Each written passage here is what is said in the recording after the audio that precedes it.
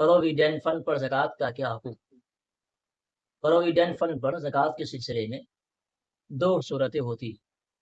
ایک تو جبری ہوتی ہے، دوسری اختیاری ہوتی ہے۔ جبری صورت میں یہ ہوتی ہے کہ ملازم کے منع کرنے کے بعد بھی اس کے ماہانہ تنخواہ میں سے کچھ نہ کچھ رقم کی کٹوتی ہوتی رہتی ہے، اور جب ملازمت ختم ہوتی ہے تو اس رقم کی واپسی ہوتی ہے، گویا کہ وہ رقم سرکار کی طرف سے انعام کے طور پر ملتا ہے۔ جب اس رقم کی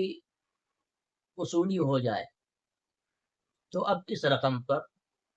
زکوٰۃ واجب نہیں ہوگی، اور نہ گزشتہ سالوں کی اس مال پر زکوٰۃ واجب ہوگی، بلکہ اس رقم کی وصولی ہونے کے بعد سال کی ابتدا شروع ہوگی۔ سال گزرنے کے بعد جب وہ ضروریات سے زائد ہو، حوائج اشجیہ سے زائد ہو، تو اب اس مال پر زکوٰۃ واجب ہوگی۔ پروویڈنٹ فنڈ کی دوسری صورت اختیاری ہوتی ہے۔ اگر ملازم منع کر دیتا ہے تو اس کی تنخواہ میں سے رقم کی کٹوتی نہیں ہوتی ہے، تو اب اس صورت میں جتنی رقم کی کٹوتی ہوئی ہے اتنی رقم لینا جائز اور حلال ہے، لیکن اگر اس سے زیادہ ملے تو یہ ناجائز اور سود ہونے کی وجہ سے حرام ہے۔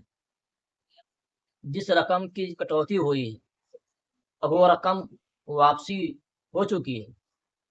تو اب یہاں یہ دیکھا جائے گا کہ وہ نصاب کے برابر ہے یا ملازم پہلے ہی سے صاحب نصاب ہے، تو سالانہ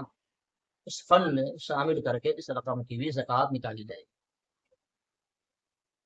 ایک بات یاد رکھیں، پروویڈنٹ فنڈ پر زکوٰۃ کے سلسلے میں فقہا نے اس کو دین ضعیف لکھا ہے، اور دین ضعیف میں یہ ہوتا ہے کہ جب رقم کی وصولی ہو جائے تو اس پر سال کی ابتدا شروع ہوتی ہے، اور سال گزرنے کے بعد جب وہ نصاب کے بقدر ہو اور حوائج اصلیہ سے زائد ہو تو اس رقم پر زکوٰۃ واجب ہوتی ہے۔ ایک اور ہوتا ہے پرائز بانڈ، یہ بھی ایک سودی اسکیم ہے، لوگ اس کو خریدتے ہیں، پھر قرعہ اندازی کے بعد نفع کے طور پر جس کا نام آتا ہے اس کو ایک موٹی رقم ملتی ہے، تو چونکہ یہ بھی ناجائز اور حرام ہے۔ البتہ پرائز بانڈ کی جو اصل قیمت ہے، قیمت خرید، اس قیمت پر زکوٰۃ واجب ہوگی، اور پرائز بانڈ میں جو قرعہ اندازی کے بعد نام آنے کی صورت میں نفع کے طور پر جو رقم ملا ہے، تو چونکہ وہ رقم سود ہے، ناجائز ہے اور حرام ہے، تو اس مال پر زکوٰۃ واجب نہیں ہوتی ہے، بلکہ اس رقم کو واپس کرنا ضروری ہے اگر ممکن ہو۔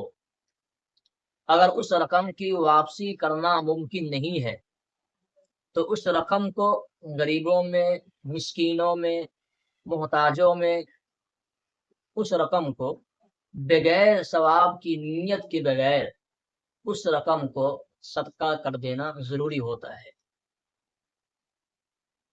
تو یہ پرائز بانڈ کے سلسلے میں یہ حکم ہے کہ پرائز بانڈ کی جو خریدا ہے، خرید کی جو قیمت ہے، تو اس قیمت پر زکوٰۃ واجب ہوگی، اور جو قرعہ اندازی کے بعد نفع کے طور پر جو رقم ملی ہے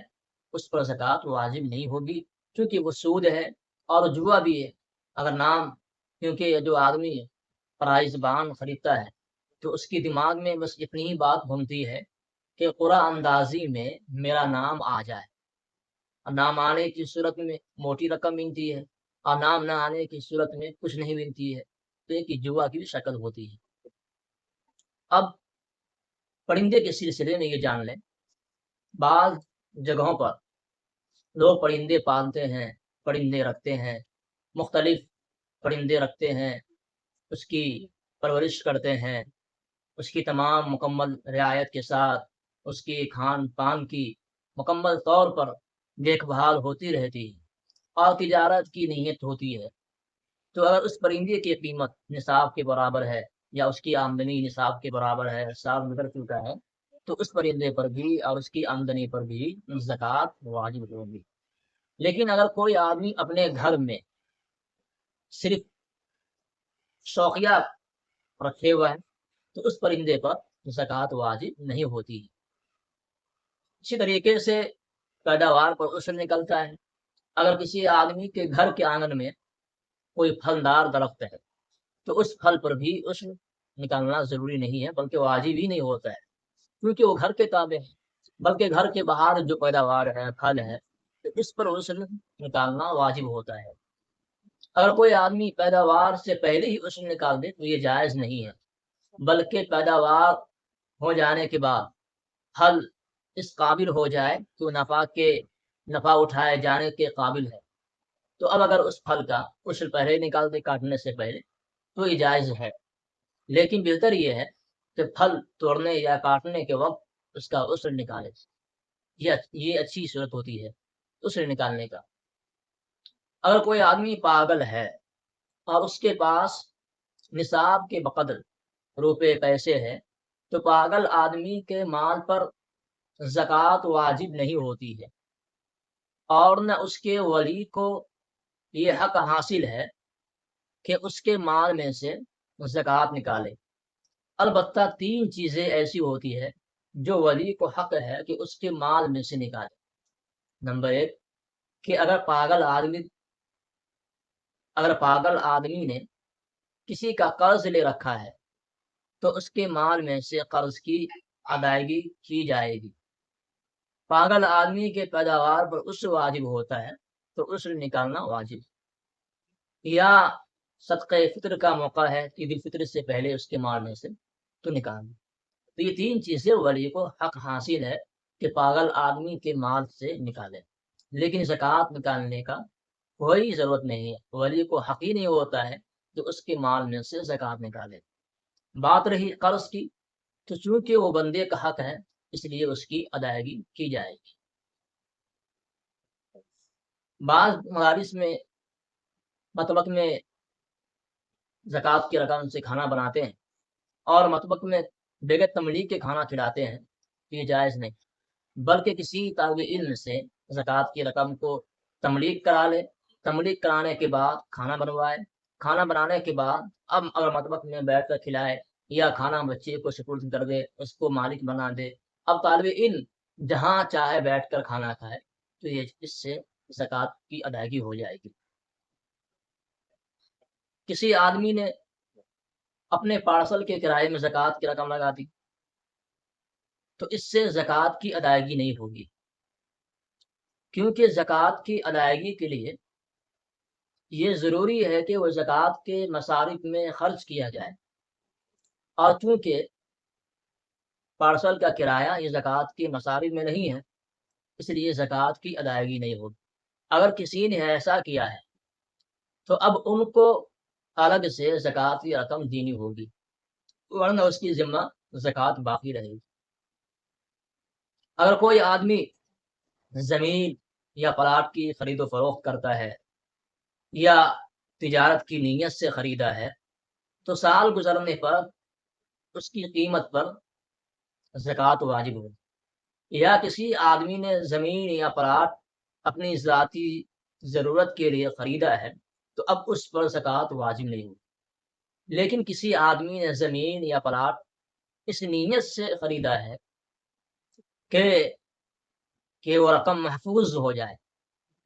تو اب اس رقم پر بھی زکوٰۃ، یعنی اس پلاٹ اور اس زمین پر زکوٰۃ واجب ہوگی۔ یا کسی آدمی نے پلاٹ یا زمین اس لیے خریدا ہے کہ اس کو بیچ کر کے بچوں کی شادی کرائے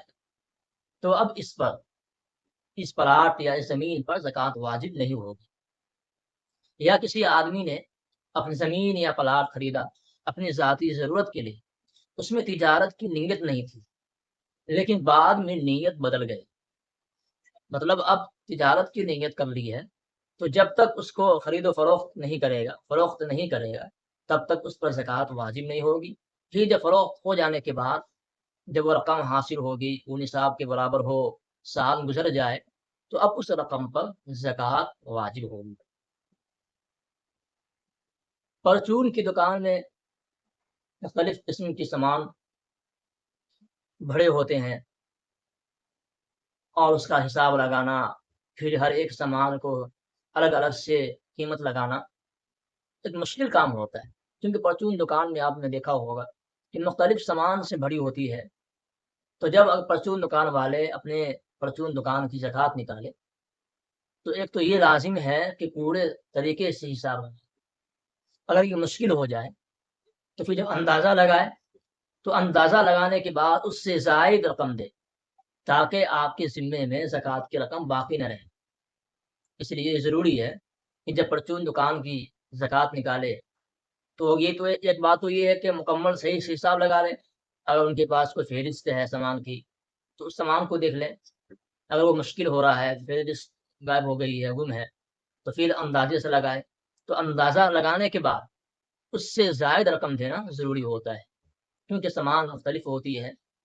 اسی وجہ سے تب جا کر کے زکوٰۃ کی ادائیگی ہوگی، ورنہ آپ کے ذمہ زکوٰۃ باقی رہے گی۔ کہ آپ نے یہ دیکھا ہوگا پرنٹنگ مشینیں ہوتی ہے جو دکان وغیرہ میں فٹ ہوتی ہے، وہ مشین جو ہے کافی قیمت کی ہوتی ہے، وزنی بھی ہوتی ہے، تو اس مشین پر زکوٰۃ واجب نہیں، بلکہ پرنٹنگ مشینیں جو ہوتی ہے اس کی آمدنی پر زکوٰۃ واجب ہوگی، اور وہ جب نصاب کے برابر ہو اور سال گزر جائے تو اب پرنٹنگ مشین پر کی آمدنی پر زکوٰۃ واجب ہوگی۔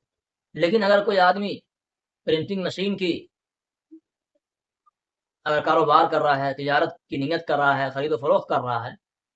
تو ابھی اس کی آمدنی پر اور اس کی پرنٹنگ پریس کی جو مشینیں ہوتی ہے یا اس کے علاوہ اور بھی جو مشینری ہوتی ہے ان تمام پر زکوٰۃ واجب ہوگی۔ زکوٰۃ نکالنے میں یہ دیکھا جائے گا کہ جب زکوٰۃ نکالے تو اب اس کی قیمت مارکیٹ میں کیا ہے، پرنٹنگ پریس کی مشین کی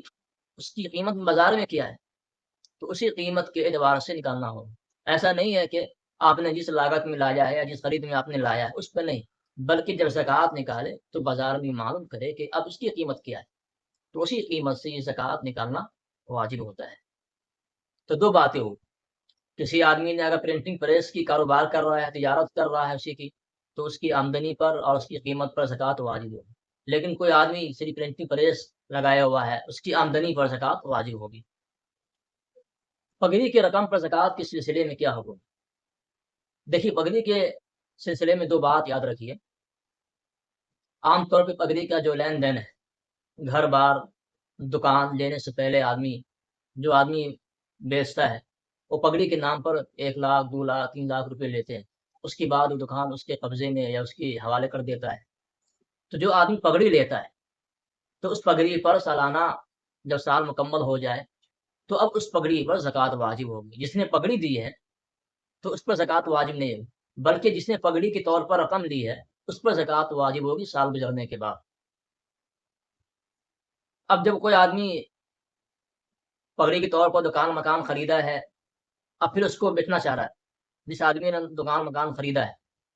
تو یہ اس کو حق حاصل یہ ہے کہ جتنی میں اس نے پگڑی کی رقم دی تھی اتنا ہی پگڑی کی رقم لے۔ اگر اس سے زائد لینا ہے تو دکان یا مکان میں اس سے زائد کام کرے، تاکہ زائد رقم لینے کی صورت میں وہ آپ کی رقم لینا وہ جائز ہو جائے، حلال ہو جائے۔ تو اس کا یاد رکھیں کہ اگر اس سے زائد لینا ہے تو دکان میں یا مکان میں کچھ زیادہ کام کریں، تاکہ زائد رقم اس زائد سامان کے بدلے میں ہو جائے۔ کسی آدمی نے ملازم وغیرہ کو شرط کے طور پر پیشگی رقم دی کہ اس کو واپس کر دینا، لیکن جب بعد میں ملازم وغیرہ سے رقم کی واپسی کے لیے کہا گیا تو اب ملازم تیاری نہیں ہے، ان کے پاس اتنی استطاعت نہیں ہے کہ وہ رقم جو لی ہے اس کو واپس کر دیں۔ اب یہ دینے والا یہ سوچ رہا ہے کہ زکوٰۃ کی نیت کر لیں تو زکوٰۃ کی ادائیگی نہیں ہوگی۔ البتہ ایک صورت یہ ہے کہ ملازم وغیرہ کو اگر وہ غریب ہے مستحق زکوٰۃ ہے تو بغیر کسی اجرت کے اس کو اور زکوٰۃ کی رقم دے، اور اس کو جو پہلے سے جو رقم دے رکھا تھا واپسی کے لیے جو کہا گیا تھا شرط کے طور پر جو ان کو جو روپیہ دیا گیا اور واپس نہیں کر رہا تو زکوٰۃ کی رقم اس کو دے دے بغیر کسی اجرت کے، اور اس سے قرض کے طور پر اس رقم کو حاصل کر لے۔ مطلب جو آدمی پہلے سے قرض دے رکھا ہے، قرض کی واپسی نہیں کر رہا ہے، ملازم غریب ہے، مستحق زکوٰۃ ہے، تو اس کو زکوٰۃ کی رقم دے اور اسی پیسے کو بطور قرض کے حاصل کر لے، تو یہ جائز ہے، قرض کی بھی ادائیگی ہو جائے گی اور زکوٰۃ بھی ادا ہو جائے گی۔ تو ایک صورت یہ ہوتی ہے۔ تجارت کے مال میں جو ہے زکوٰۃ کے لیے چند شرائط ہیں۔ ایک تو یہ کہ وہ تجارتی مال چاندی کے نصاب کے برابر ہو، یعنی 52.5 تولہ چاندی کے نصاب کے برابر ہو۔ دوسرا یہ کہ مال تجارت پر سال گزر جائے۔ تیسرا یہ ہے کہ مال تجارت میں تجارت کرنے کی نیت ہو، اور چوتھی شرط یہ ہوتی ہے کہ مال تجارت میں تجارت کرنے کی نیت درست ہونے کی صلاحیت ہو۔ تو یہ 4 چیزیں ہوتی ہے تجارتی مال میں زکوٰۃ کے لیے، تو اس کو یاد رکھیں۔ زکوٰۃ کی رقم سے کسی مردے کی تجہیز و تکفین کرنا یہ جائز نہیں ہے۔ کسی آدمی نے اگر زکوٰۃ کی رقم سے ایسا کام کر رہا ہے تو اس سے زکوٰۃ کی ادائیگی نہیں ہوگی۔ ہاں البتہ ایک صورت یہ ہوتی ہے کہ مردہ غریب ہے یا اس کے ولی بھی مستحق زکوٰۃ ہے، غریب ہے، تو اس کو زکوٰۃ کی رقم دے دے۔ اب وہ چاہے تو اس رقم سے تجہیز و تکفین کرے، لیکن زکوٰۃ دینے والا اس کے ولی کو یہ نہ کہے کہ اس سے آپ یہ زکوٰۃ کی رقم ہے، اس سے آپ جو ہے تجہیز و تکفین کرے، یہ کہنا جائز نہیں ہے، یہ نہ کہے، بلکہ اس کو زکوٰۃ کی رقم دے دے۔ اب اس کو اختیار ہے، چاہے تو اس رقم سے وہ اس کی تجہیز و تکفین کرے یا نہ کرے۔ دیکھیں ٹیکس اور زکوٰۃ میں فرق ہے۔ ٹیکس جو ہے عبادت نہیں ہے، ٹیکس کے مصارف متعین نہیں ہے، اور کیا ہے کہ زکوٰۃ یہ ایک عبادت ہے، جس طریقے سے نماز عبادت ہے، روزہ عبادت ہے، حج عبادت ہے، تو اسی طریقے سے زکوٰۃ بھی ایک عبادت ہے، یہ ٹیکس نہیں ہے۔ اور زکوٰۃ کے لیے ضروری ہے کہ اس پر سال گزر جائے اور وہ آدمی عاقل ہو، بالغ ہو، صاحب نصاب ہو، اور اس کے پاس ضرورت اصلیہ سے زائد ہو۔ اس کے باوجود اگر ضرورت اصلیہ سے زائد نہیں ہے تو اس رقم کو اپنی ضرورت میں خرچ کر سکتا ہے، اور یہ اللہ کی خوشنودی کے لیے آدمی زکوٰۃ کی رقم کو نکالتا ہے۔ لیکن ٹیکس میں کیا ہے کہ ٹیکس کا نہ اس کی مصارف متعین ہوتے ہیں، نہ وہ اللہ کی خوشنودی کے لیے دی جاتی ہے۔ تو یہ 2 چیزیں، زکوٰۃ الگ چیز ہے اور ٹیکس الگ چیزیں ہوتی ہے۔ کسی نے اگر ٹیکس میں زکوٰۃ کی رقم دی ہے تو زکوٰۃ کی ادائیگی نہیں ہوگی، بلکہ زکوٰۃ کے لیے الگ سے رقم بھی نہیں ہوگی۔ اور کسی آدمی کے پاس جواہرات ہے، موتی ہے، ہیرے ہیں، لعل ہے، اور نہ جانے کتنی چیزیں ہیں اس طرح کے، تو ان تمام چیزوں پر زکوٰۃ واجب نہیں ہوتی ہے۔ ہاں اگر ان چیزوں سے تجارت کی نیت ہے، تجارت کر رہا ہے، تو پھر ان کی آمدنی پر، ان کی قیمت پر، فروخت قیمت کے اعتبار سے زکوٰۃ واجب ہوگی۔ رسول اللہ صلی اللہ علیہ وسلم نے ارشاد فرمایا کہ جہنم میں جانے والے سب سے پہلے 3 آدمی ہوں گے۔ نمبر 1، زبردستی اقتدار پر قابض رہنے والا امیر، صدر، سیکریٹری، اور دوسرا یہ کہ جو آدمی مالدار ہے وہ اللہ کا حق ادا نہیں کر رہا، یعنی زکوٰۃ ادا نہیں کر رہا ہے، تو ایسے آدمی بھی جہنم میں جانے والے ہیں۔ تیسرا آدمی فقیر ہے لیکن فخر کرنے والا ہے، فخر کرنے والا فقیر ہے تو فقیر بھی جہنم میں جانے والا ہے۔ جہیز کے طور پر جو سونے یا چاندی کا ہار وغیرہ بنواتے ہیں، اگر وہ بنا کر اپنی بیٹی کو اس کا مالک بنا دیتے ہیں،